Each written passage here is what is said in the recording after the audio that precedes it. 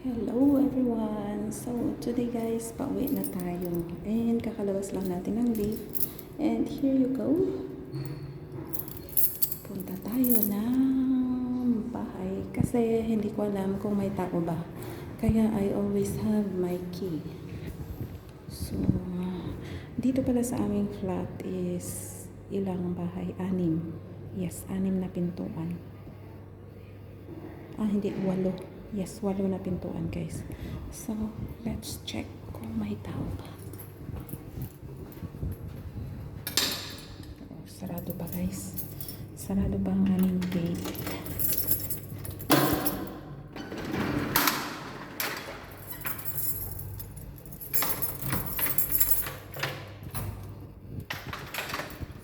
Okay. Hello. Madilim pa. Okay, nasaan ang ating ilaw? Okay, there you go. So, ito na tayo guys. So, hi.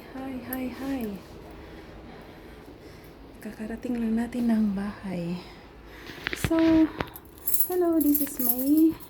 Welcome guys, welcome. If baguhan ka sa aking channel, please consider subscribing and hit that notification bell so you'll be notified whenever I uploaded a new video.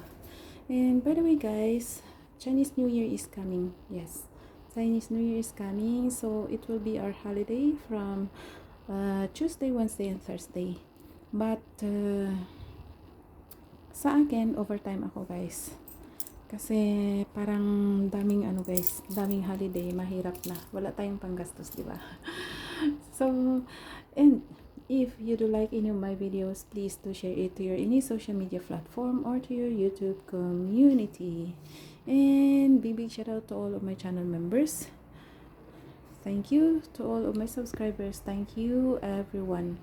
So, stay fit guys. Ang Sunday ko pala, my Sunday diary. Yes, Sunday diary. So, everything is fine, exciting, and my Sunday is fruitful as well. Kasi nga, una is morning, maaga ako doon, nagluto guys. Yes, nagluto ako para sa community. But from Thursday, Friday, nagmarket na ako para sa mga lulutuin.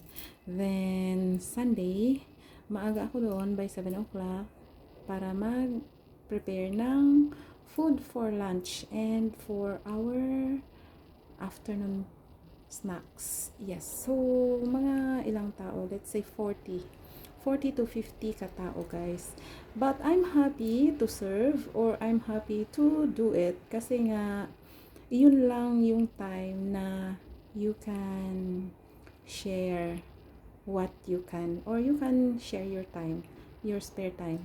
So ayun, then hindi nagtagal, dumating na rin yung kaibigan ko na tumulong. So ako lang nagayat, nagprepare lahat ng mga ingredients, then sila na yung nagluto.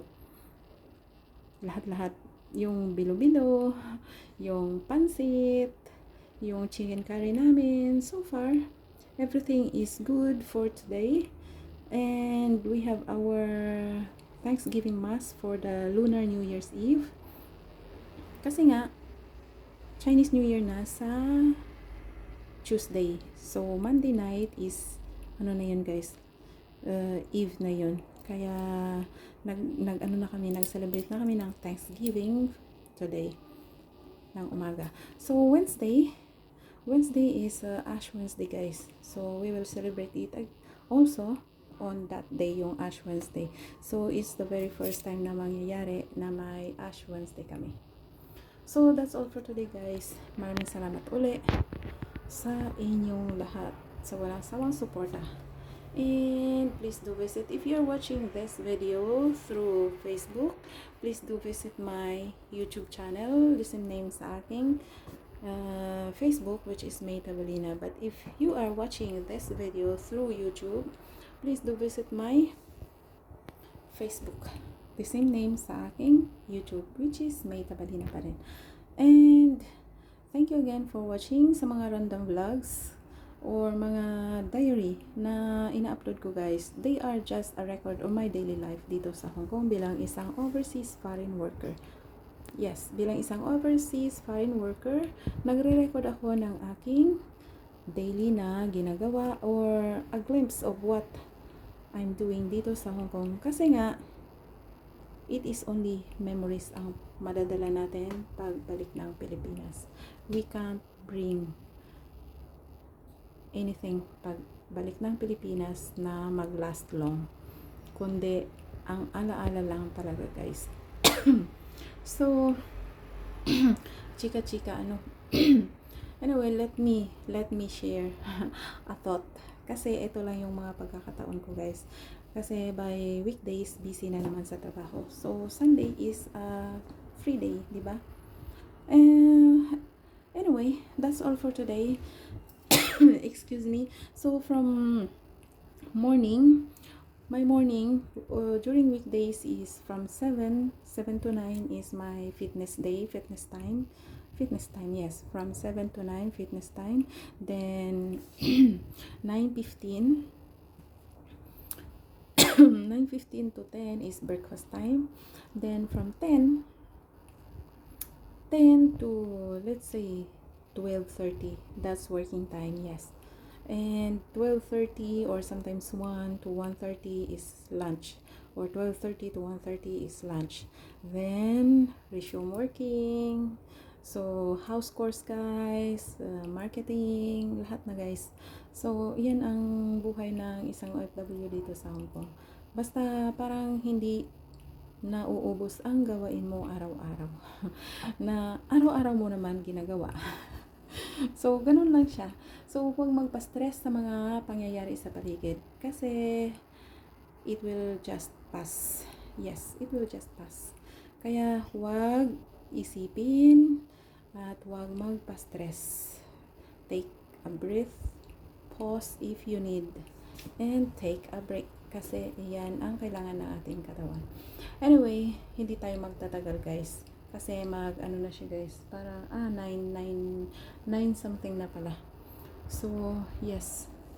9, anong oras? Yeah. 9:12. So, thank you again guys for watching. And, hope hindi kayo magsawang suportahan ang aking random vlogs or ang aking diary. May it be through Facebook or YouTube. So, again, maraming salamat po sa inyong lahat. Blessed everyone.